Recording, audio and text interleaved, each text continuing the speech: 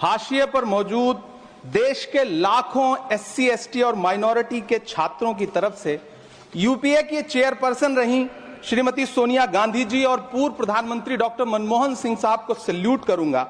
जिनकी कोशिशों से सच्चर कमेटी की सिफारिशों के बाद 2009 में कोचिंगों के अभाव में प्रतियोगी परीक्षाओं में हिस्सा न ले पाने वाले एससी, एसटी और माइनॉरिटी के छात्रों के लिए रेजिडेंशियल कोचिंग एकेडमी शुरू की गई थी। डॉक्टर भीमराव अंबेडकर यूनिवर्सिटी, मानू हैदराबाद, एएमयू अलीगढ़, जामिया हमदर्द और जामिया मिल्लिया यूनिवर्सिटी में दूर दराज गांव से आने वाले बच्चों ने महंगी यूपीएससी कोचिंगों के बजाय भारत सरकार की रेजिडेंशियल कोचिंग एकेडमी में एडमिशन लेना शुरू किया और उनके प्रतियोगी परीक्षाओं में जाने के सपने पूरे होने लगे। इसी से प्रभावित होकर मुंबई के हज हाउस में 2009 में एक कोचिंग सेंटर शुरू किया गया, जिसके लिए सरकार से कोई फंड नहीं लिया गया, बल्कि हाजियों के रजिस्ट्रेशन फीस और सर्विस चार्जेस से बनने वाले हज कमेटी के कॉर्पस के एक हिस्से से इसे शुरू किया गया। तकरीबन 10 साल शानदार तरीके से चलने वाले इस कोचिंग सेंटर के रिजल्ट भी बढ़िया रहे। कई आईएएस दिए, आईपीएस दिए, महाराष्ट्र की स्टेट सर्विसेज में बच्चे सेलेक्ट होने लगे।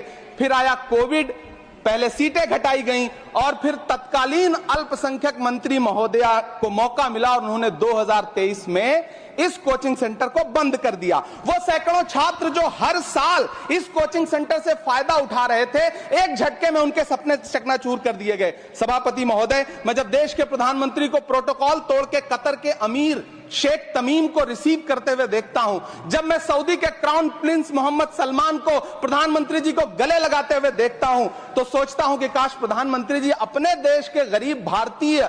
मोहम्मद सलमान और मोहम्मद तमीम को इसी तरह अपने पन का एहसास दिला पाते। कभी मैं जब प्रधानमंत्री जी को शेख हसीना जी को प्रोटोकॉल तोड़ के रिसीव करते देखता हूं, तो मैं सोचता हूं कि कभी प्रधानमंत्री जी अपने देश की बेटी बिल्किस को भी इसी तरह से अपने पन का एहसास दिला पाते। कभी कैब भोपाली ने कहा था, ये दाढ़ियां, ये तिलकधारियां नहीं चलती, हमारे अहद में मक्कारियां नहीं चलती,